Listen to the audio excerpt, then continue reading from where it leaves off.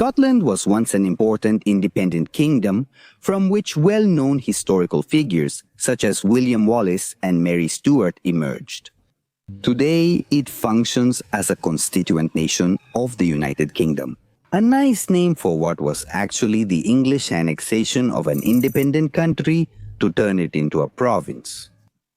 And what if I told you that the trigger for this event, which brings tears to more than one Scot, happened in a territory as far away as present-day Panama? What the hell does the country of the Murga and the Canal have to do with the decline of Scotland? Are you interested? Alright then, watch until the end.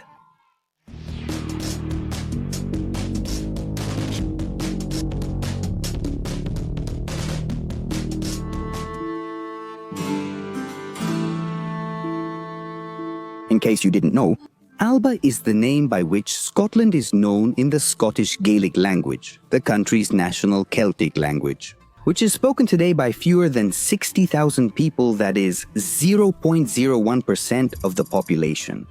This is because over the centuries, their language was gradually confined to the Highlands and the Hebrides, territories associated with clan societies considered backward by the central authority. On the other hand, in the lowlands, where the main cities like Edinburgh or Glasgow are located, foreign languages for diplomacy became predominant, such as Norman, Scots, which is the Germanic variant of Scottish, and above all, English. By the end of the 17th century, Scottish Gaelic was already a minority language in the country, considered a rural language, completely overshadowed by the prestige of English. Sebas, why are you talking about Scottish Gaelic history if the video is about Panama? Wait, man. When a country loses its language, it starts losing its identity. And even worse, if it comes under the influence of a neighboring power like England, which had already been intervening in its neighboring country for centuries. For this reason, this can be considered the beginning of the decline of Scotland as an independent kingdom. So let's go back to the beginning of the 17th century, when we already had the current borders between England and Scotland still as two independent countries. A key event was the Protestant Revolution. You know, it started in the British Isles when Henry VIII wanted to get divorced so he could have a male heir. Yeah, when your whim creates a new religion. This reform greatly weakened the Scottish monarchy. The Protestant nobility grew stronger until they deposed the Catholic queen, Mary Stuart. Her end was so dramatic that they've made a bunch of movies and documentaries about her, including the one with the mustached painter, to remind us how ruthless Elizabeth I and all the English were. The point is that this new political establishment, supported by a very influential Presbyterian church, saw Anglican England as an ally to guarantee its security and religious revolution.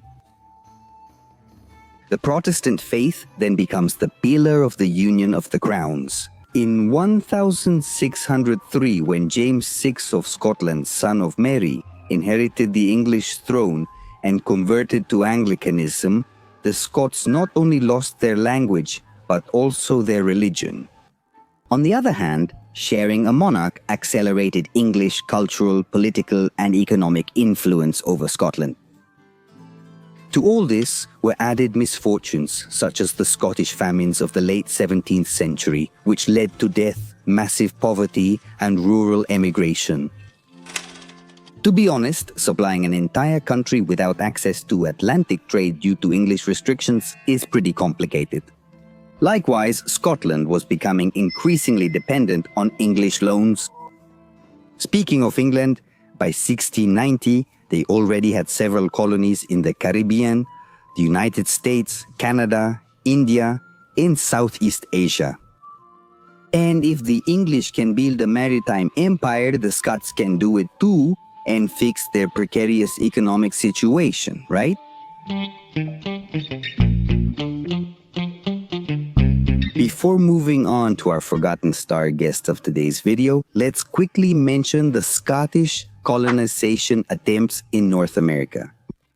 The Scots arrived in 1621 in what is now the Canadian province of Nova Scotia. Yeah, that's why it's called that. But their first attempt to establish an overseas colony was thwarted by French claims, who at that time were their anti-English allies. In 1680, a group of Scottish Presbyterians acquired land in East New Jersey, which was absorbed within 2 decades by West New Jersey. In 1684, in South Carolina, a group of Scots founded Stewartstown, but soon tensions began with the English settlers.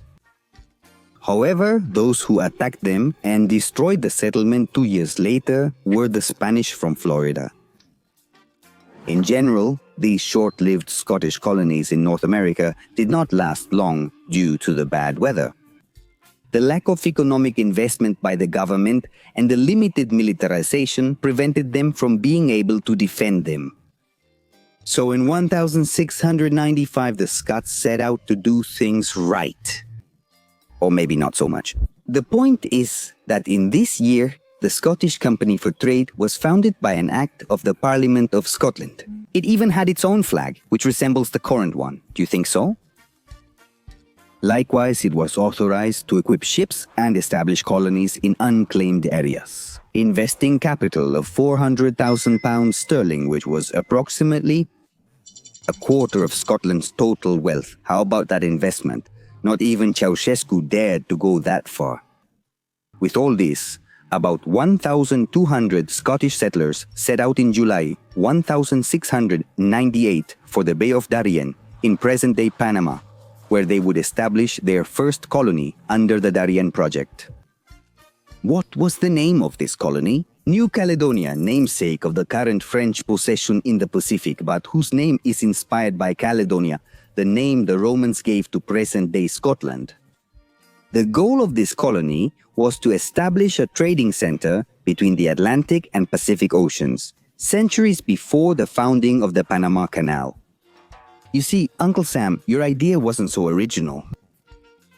The obstacles were tremendous. The bad weather and tropical diseases, for which the settlers lacked immunity, led to epidemics of malaria and dysentery. Out of the initial 1,200 settlers, only 300 survived. On the other hand, this project lacked international support. Courtesy of the English, London forbade its nearby Caribbean colonies from trading with the Scots. For example, a Scottish expedition sailed to Port Royal, Jamaica, where they were denied assistance.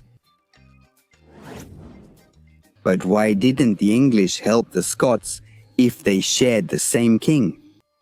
I'll explain briefly and just give you a spoiler that maybe, as usual, the British were being British. There were also clear communication problems.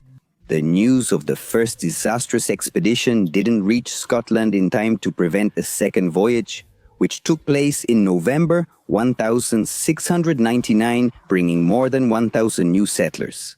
They had no idea what awaited them there. Now, don't you think we're forgetting someone in this equation? Like present-day Panama was part of the Spanish Viceroyalty of Peru back then, right?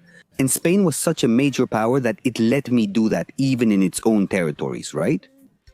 In March of 1700, Spain sent an expedition to lay siege to the dying Scottish colony. Despite poor preparation, disease, and few weapons, the Scots were able to hold out for a month. After their surrender, the surviving colonists, just a little over 100 out of the 2,500 unfortunate souls, were allowed to evacuate the colony and return to their ships. After their withdrawal, New Caledonia was completely destroyed by the Spanish. And so this sad story ends? No way, the worst is coming.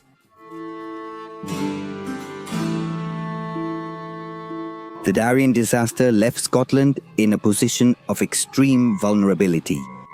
Let's remember that after going through famines, economic crises, and a progressive loss of sovereignty to England, the Scots had invested a quarter of their wealth in this project.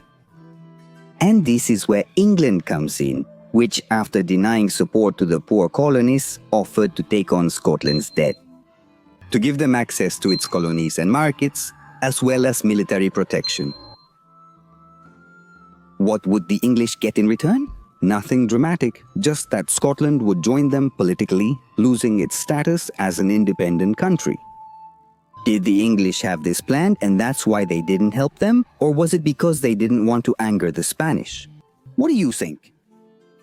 In 1707, the Act of Union was signed, merging the parliaments, defence, foreign relations, and even the flags of England and Scotland.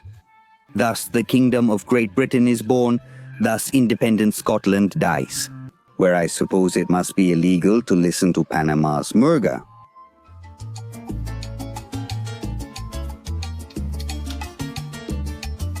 No.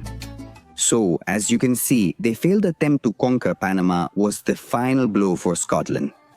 There was a series of events before that gradually weakened the country. Famines, economic crises, and a progressive loss of its identity, language, and religion. Today, the desire for independence still persists. And if they succeed, I hope they've learned their lesson. No more improvised colonies in Panama. Did you know about this curious story? Don't forget to leave your comment and subscribe to the channel. I'm adding my social media links in the description. And in case you want to watch the new videos at the premiere and have more interaction with me. Your donations via Patreon, Una Manito Net, or channel memberships are appreciated. See you next time.